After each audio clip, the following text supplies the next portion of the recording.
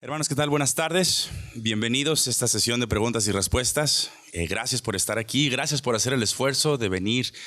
Sé que algunos de tan lejos para estar aquí con nosotros. En lo personal, es un gozo ver a tantos hermanos hispanohablantes aquí. Amén. Y sé que también es para ustedes lo que Dios está haciendo en el mundo hispanohablante y oramos que continúe haciéndolo. Vamos a estar aquí este tiempo con hombres que ustedes ya conocen. Quiero introducirlos brevemente para aquellos que aún no han escuchado de ellos. Primero tenemos a Josías Grauman, de izquierda a derecha, mi izquierda a derecha. Él es el director académico aquí en el Master Seminary y también es el director del Instituto de Expositores, anciano de Grace Church. Y estoy seguro que me faltan otras 5 cosas que también hace Josías que no canso de mencionar. Paul Washer, hermano Paul Washer, mientras estuvo de misionero en Perú, fundó la sociedad misionera Heart Cry Missionary Society, el cual apoya a misioneros en África, en Asia, en Latinoamérica, y sé que algunos aquí en el salón están siendo, gracias a Dios, bendecidos por la labor del hermano Washer. Y también, está también Miguel Núñez con nosotros. Él es pastor de la IBI, la Iglesia Bautista Internacional, allá en Santo Domingo, República Dominicana, y es también presidente y fundador del Ministerio Integridad y Sabiduría. Lo pueden encontrar en integridadysabiduría.org. Hermanos, gracias por estar aquí con nosotros. ¿Por qué no abrimos en una oración y nos vamos a las preguntas y las respuestas? Oremos. Padre, te damos gracias porque nos permites estar reunidos aquí esta tarde. Tú sabes, Dios, que nosotros somos hombres pecaminosos, que nada bueno tenemos, sino que tú nos has salvado por gracia. Gracias te damos, Padre, porque tú utilizas a lo más vil de este mundo para tu gloria y para tu honra. Te pedimos, Padre, que tu nombre sea glorificado en medio nuestro esta tarde, al estudiar más acerca de tu palabra y a nosotros crecer más y más en conocimiento tuyo. En el nombre de Jesús. Amén. Amén. Pues hermanos, tengo aquí algunas preguntas relacionadas con el tema de la conferencia. Estamos celebrando los 500 años de la Reforma y junto con ello nos estamos enfocando en una de las solas de la Reforma, solos Cristos, la gloria de Cristo y predicar a Cristo. Y nosotros sabemos que existen peligros amenazantes a la hora de que nosotros predicamos solamente a Cristo. Y nosotros lo hacemos en un contexto hispanohablante, el cual constantemente está atacado con diferentes movimientos, diferentes doctrinas. Mi pregunta abierta para los tres, dado el contexto hispanohablante en el que estamos, ¿cómo está siendo atacado Cristo en Latinoamérica?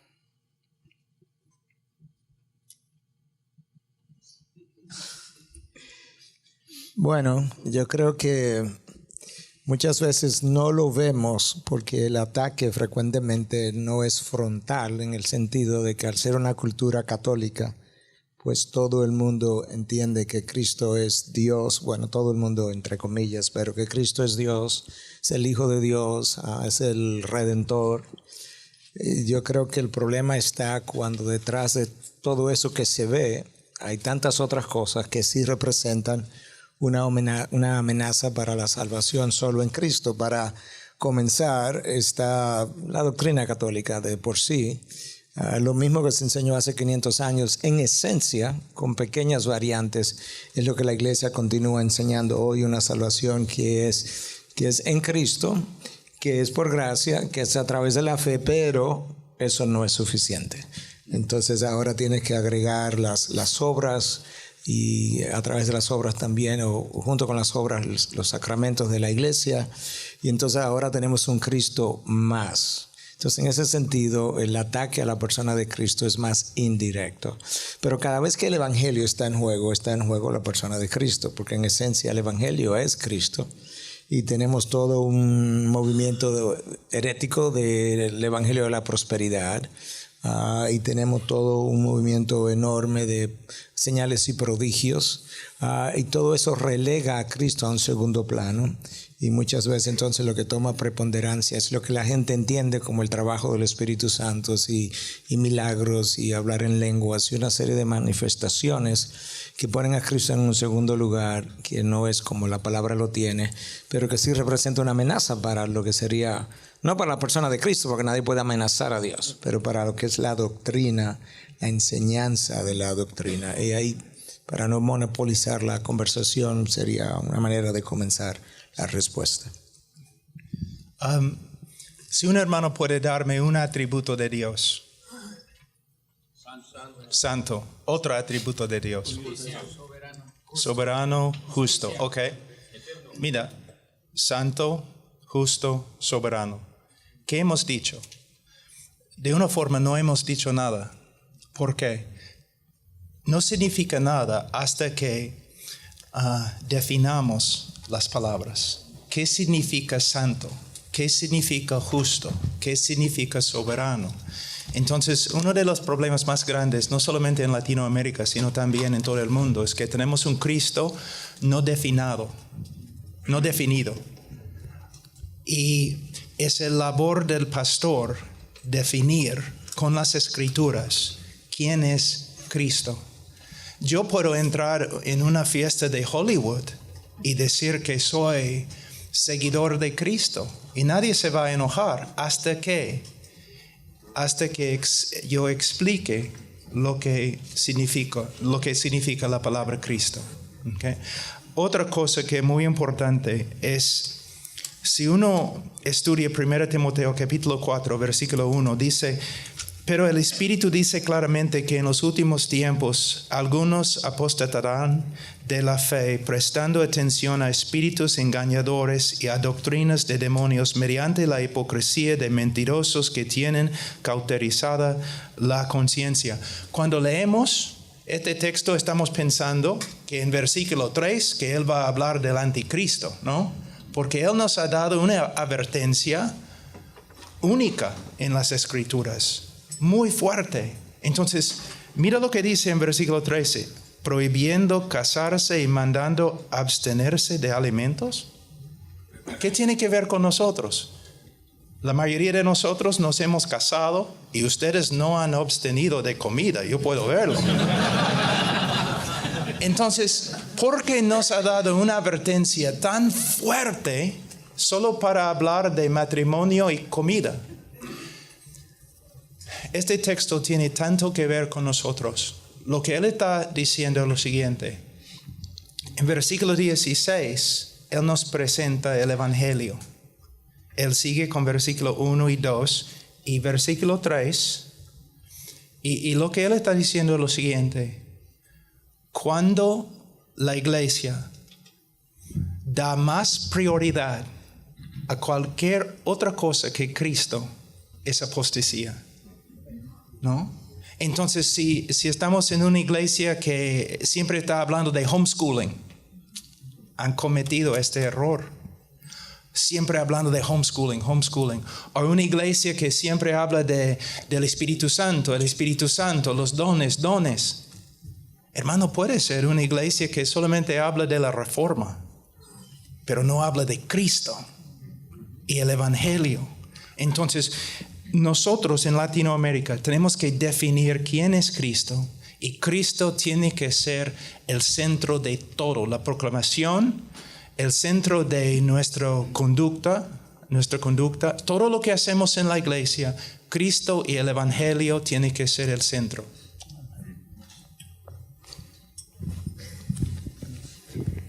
Que creo que todos los hermanos vinieron para escuchar nuestras visitas. Pero tal vez solamente para corroborar lo que los hermanos han dicho, Pablo dice, examinar todo, retener lo bueno, absteneos de toda especie de mal.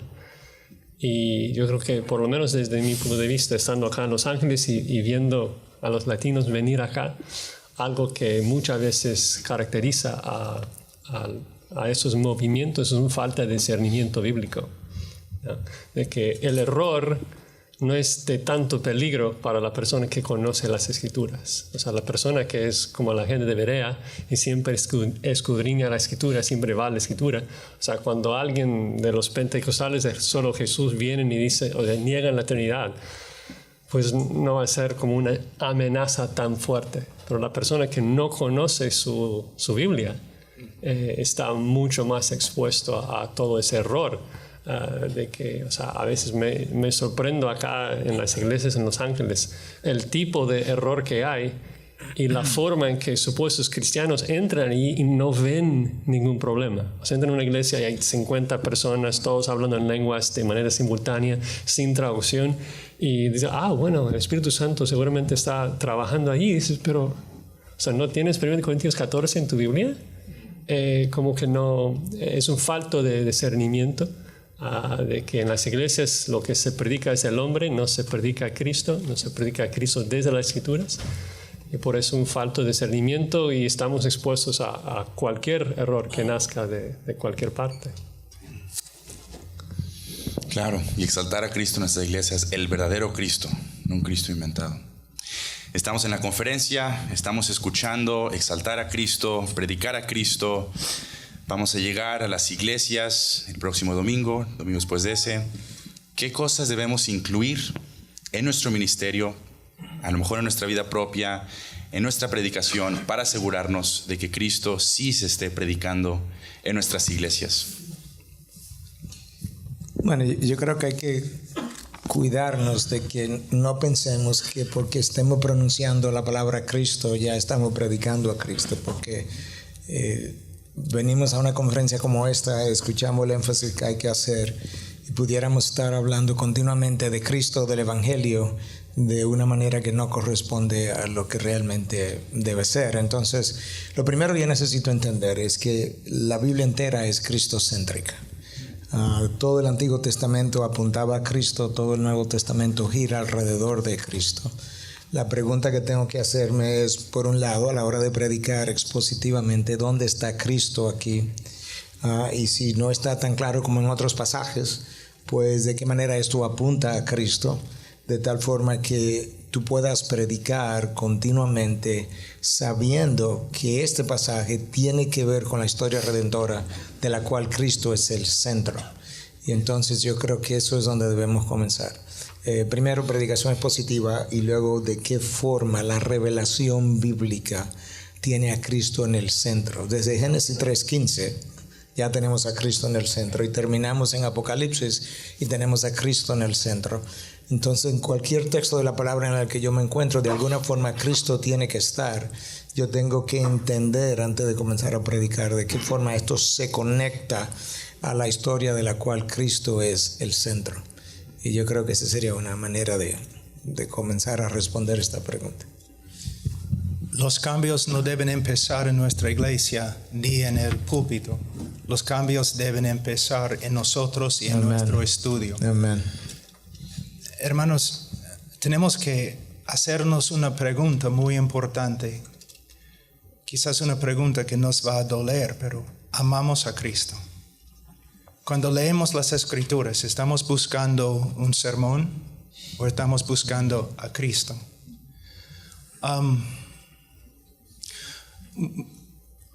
Muchas personas tienen una idea muy limitada, errónea, con respecto al Evangelio.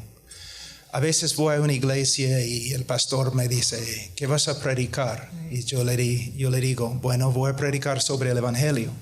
Ya, pero sabemos esto. Hermanos, ustedes van a estar en el cielo una eternidad y no van a, al final de una eternidad, ni van a haber comenzado a saber o comprender la gloria de Dios en el Evangelio de Cristo. Cuando yo salí del seminario, algunos profesores me preguntaron, ¿tú quieres quedarte aquí para hacer tu doctorado? Y yo le dije, bueno, quizás. ¿Qué quieres estudiar? El Evangelio. Y me dijeron, ya, pero muchas personas han escrito sobre el Evangelio. Entonces yo dejé el seminario porque yo quería estudiar el Evangelio. Yo tenía en ese entonces como 26 años. Ahora tengo 55 años. Yo no entiendo mucho acerca de la segunda venida. De verdad, no entiendo mucho. Pero puedo decir que yo he pasado más que 25 años estudiando un tema, el Evangelio de Cristo. He escrito, no para un libro, yo he escrito probablemente 2,000 páginas de notas sobre el Evangelio de Cristo. A veces personas me preguntan, oye, pero ¿por qué tienes tanta pasión? ¿De dónde viene el Evangelio de Cristo? Hace un año pasé como 9 meses solamente estudiando, a veces 3, 4, 5, 6, 10 horas al día, estudiando solamente Getsemaní. Getsemaní. Ahí transformó mi vida. Entonces, ustedes no deben regresar a sus iglesias con un látigo, porque ellos no aman el Evangelio como deben. Ellos van a aprender a amar el Evangelio por medio de un pastor que tiene una pasión y un amor sincero para el Evangelio. Amén. Y predicar a Cristo. Ambos, los tres, han mencionado acerca de cómo un entendimiento erróneo de Cristo afecta la iglesia. Y no solamente en un ámbito teológico, sino que afecta todo nuestro entendimiento de la eclesiología, de cómo debe de funcionar la iglesia. Si podrían hablar un poco acerca de eso, de cómo es que nuestro entendimiento de Cristo llega a afectar a nuestra iglesia, a nuestros ministerios, lo que estamos planeando hacer en nuestra iglesia. Porque es necesario tener un buen entendimiento de Cristo para poder llevar a cabo con eficacia y para la gloria de Dios el ministerio de la iglesia. Josías, ¿quieres empezar? No, confirmando lo que dijo el hermano Paul, o sea, creo que el punto fundamental es hacerlo yo, ¿no? y dar un buen ejemplo. Pero pensando un poco en el tema también de la reforma, yo creo que la mayoría de los historiadores están de acuerdo de que la pregunta clave de la reforma fue ¿quién es la cabeza de la iglesia? Y los reformadores contestaron la pregunta Cristo. ¿No? Pero la pregunta que surge de esa pregunta es ¿cómo es que Cristo gobierna su iglesia? ¿Cómo es de que Cristo ejerce su autoridad sobre la iglesia? Y la respuesta es por medio de su palabra. Y eso es el tema que estamos tratando, de que o podemos predicar a nosotros mismos o podemos exaltar a Cristo. Son las dos opciones que hay. Y el problema es de que cuando predicamos nuestras ideas, cuando predicamos nuestras imaginaciones, si sea una iglesia con una tendencia más católica de reemplazar a la palabra de Cristo con su tradición, o si sea una iglesia con tendencia más carismática que está reemplazando la palabra de Cristo con experiencia, con sus propias profecías y sueños, el resultado es igual, de que están tapando la boca de Cristo, quien tiene toda autoridad sobre su iglesia. Mi deber es dejar que Cristo hable a su pueblo. Mi deber es guiar a mi gente a ver a Cristo desde las Escrituras. Y hago esto obvio en mi vida, en mi estudio, y también desde el púlpito, en la consejería, en todo momento, mostrando a la gente lo que Cristo dice acerca de sí mismo en las Escrituras. Algo muy importante lo que el hermano dijo acerca de la palabra. Cristo gobierna la iglesia a través de su palabra. En 1 Timoteo, de nuevo, en capítulo 3, algo que es tan importante, en versículo 13,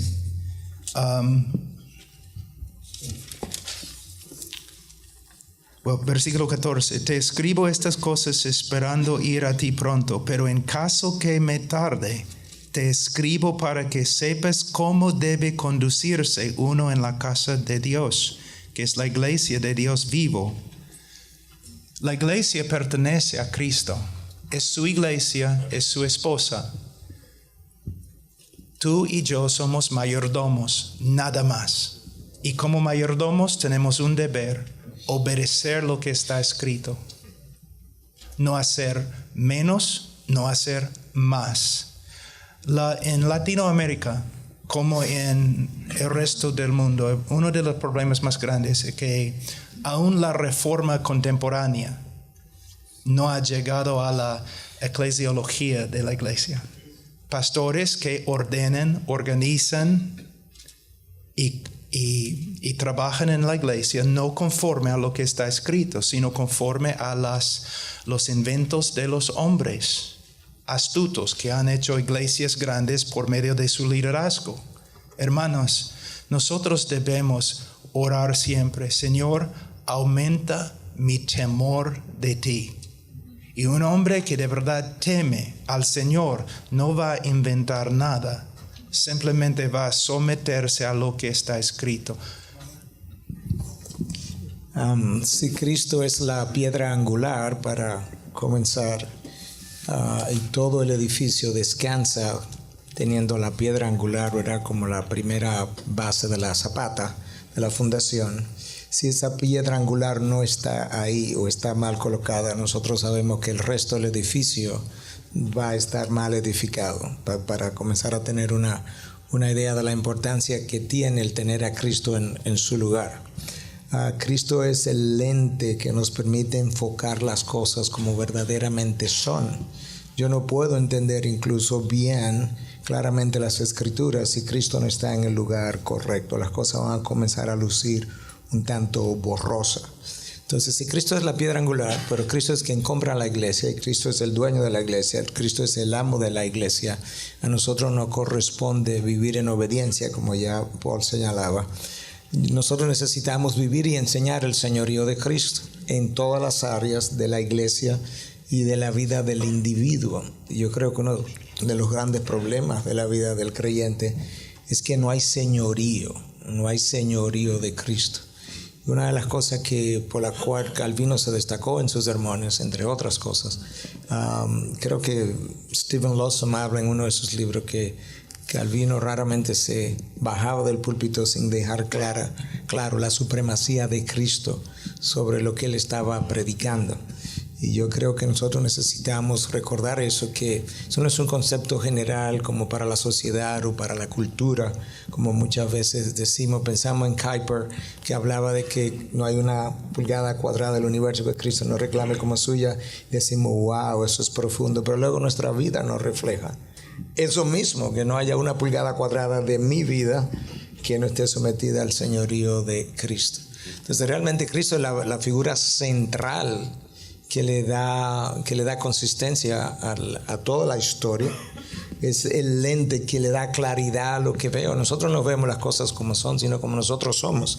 Entonces, ¿quién me ayuda a verla como son? Bueno, la palabra, pero ¿quién es el centro de la palabra? Es Cristo. De manera que yo creo que ese personaje, no estoy diciendo eso para denigrar lo que él es, sino ese carácter humano, Dios, es central a todo lo que nosotros estamos estudiando, leyendo, aprendiendo y luego practicando. Abraham Kuyper dijo que cuando Jesús regresa, Él va a extender su mano sobre el universo y decir, mío, mío, mío, mío. De verdad. Amén. Mencionaron acerca de la Reforma. Estamos hablando de la cristología y también acerca de la Reforma. En esta conferencia, 500 años de la Reforma, estamos dando gracias a Dios que pudimos, la iglesia, regresar a la palabra, exaltar a Cristo como la cabeza de la iglesia. Y hablamos de hombres fieles que se dedicaron a que fuese exaltado Cristo, los reformadores y diferentes hombres después de ello. Miguel, tú mencionaste acerca de ellos en Latinoamérica Despierta, en el hecho de que nosotros debemos de buscar a Cristo y que se haga la reforma en nuestros países. Paul, tú has mencionado acerca de los puritanos y su devoción a Dios. Estos hombres a través de la historia, ¿qué debemos aprender de ellos hoy en día nosotros? Bueno, sí, hubo algo que los caracterizó a todos, es su pasión por la palabra, porque el resto vino de eso. Yo no puedo tener pasión por Dios si yo no tengo pasión por la palabra donde yo descubro a Dios, donde yo veo a Dios. Es la palabra que me permite ver a un Dios grande, soberano, justo, hablando de los atributos que Paul mencionaba al principio, y donde yo me maravillo de eso. Ha habido ocasiones... El pastor nuestro de adoración está aquí conmigo, no me deja mentir, que le he dicho a la iglesia varias veces, que a veces estoy predicando, estoy estudiando la palabra. Y lo que estoy leyendo me parece tan extraordinariamente maravilloso, increíble, exciting, como dirían en inglés, que yo no sé qué hacer con el texto que tengo. En ocasiones he tomado la palabra, y he hecho esto. Porque es como mi manera de expresar el amor por algo que para mí es como una joya. Haberlo visto, pasaje que quizás tú habías leído otras veces, que había predicado otras veces, pero el Espíritu de Dios le dio una mayor iluminación ese día y tú dices, oh, wow. Pues ciertamente, como decía Paul, quizás pasemos la eternidad maravillándonos de la misma cosa que ya nos habíamos maravillado, en la medida en que Dios ilumina mi entendimiento de una mejor manera. Entonces, si hubo pasión por Dios en alguno de ellos, es porque ellos encontraron a ese Dios en este libro. Y este libro le mostró a Dios como Dios es hasta donde lo podían ver. Y eso los apasionó. Cuando pensamos en la Reforma, no pensamos mucho en España, pero hay una Biblia en España que para mí demuestra lo que era la Reforma. Se llama la Biblia del oso y tiene un oso comiendo miel. Entonces, volviendo a la palabra de Dios, pero hay algo muy importante. La mayoría de los pastores y predicadores contemporáneos, ellos comienzan a escuchar de la Reforma por medio de las doctrinas de la gracia, ¿no? Por medio de la soberanía de Dios en la salvación. Entonces, hay un problema. Muchos en el día de hoy, en Estados Unidos también, muchos jóvenes piensan que son hijos de la Reforma porque han adoptado una sola doctrina, calvinismo o la gracia soberana. Pero lo que tienes que entender es que el cimiento de la Reforma era la doctrina de sola escritura. Y no solamente decir que la Biblia es inspirada, sino también que la Biblia es suficiente. Porque de una forma la Iglesia Católica creía que la Biblia era inspirada, pero ellos no creían que la Biblia era suficiente. Entonces ellos tenían su tradición y en tiempo la tradición llega a tener más importancia que la Biblia. Entonces, no somos hijos ni primos de la Reforma, si nosotros solamente hemos adoptado las doctrinas de gracia. De hecho, y ustedes me van a matar, pero de hecho, un arminiano puede ser más reformado que los calvinistas si él está estudiando la palabra y aplicando todo lo que la palabra dice a toda su vida. ¿Me entienden? Entonces lo que estoy diciendo es que cuando leo la Biblia o en mi vida yo tengo que mi evangelio es reformado, mejor palabra, bíblico. Pero mi vida devocional, mi vida de oración. Yo leo los puritanos, oro como los puritanos. ¿Me entienden, hermanos?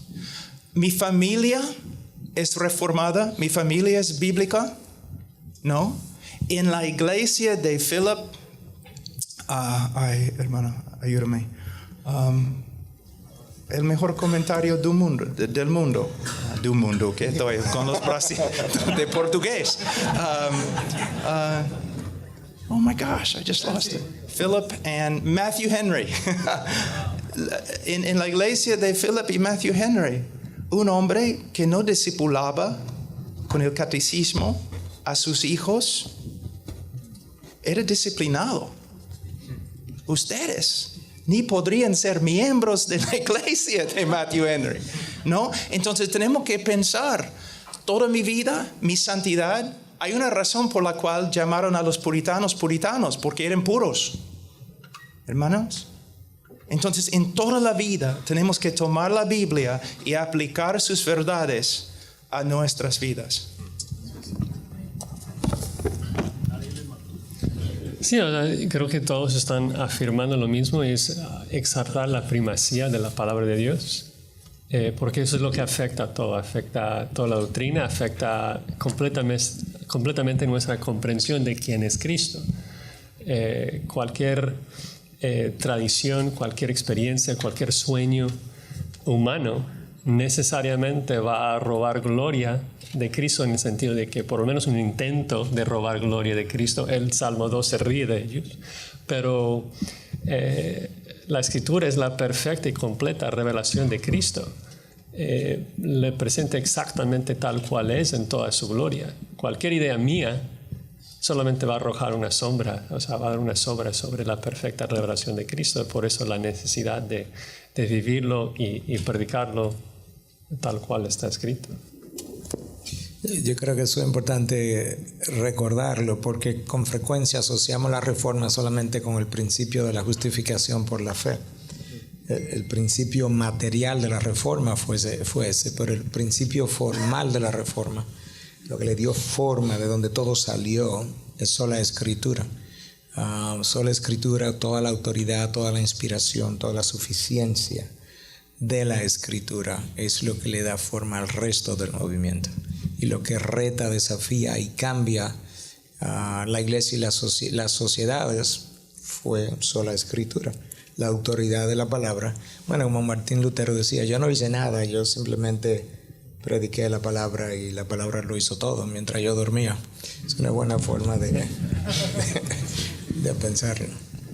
Y si puedo agregar una cosa más, creo que estamos viviendo algo similar en términos de necesidad, porque tanto como 1 de Juan 2 o en los tiempos de la Reforma o en nuestros tiempos, hay gente diciendo no estás completo en Cristo, Colosenses 2:9, que afirma que estamos completos en Cristo. Me necesitas a mí, necesitas mi tradición, necesitas que hoy en día yo te ponga las manos para que recibas la segunda unción, necesitas mis profecías, lo que sea. O sea, el falso profeta siempre se ha parado a decir necesitas a Cristo y algo más.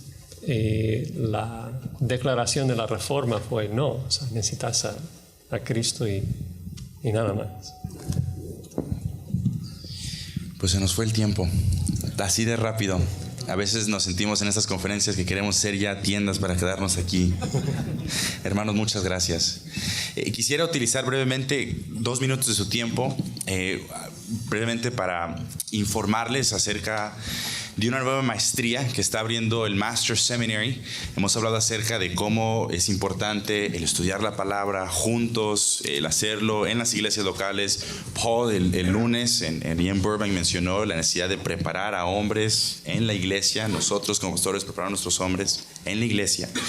Hay una nueva maestría en artes, en liderazgo bíblico, que es completamente a distancia y en español, la cual ustedes pueden pedir más informes. Tiene unas tarjetitas que pueden llenar, pueden poner su correo electrónico si gustan más información acerca de ella.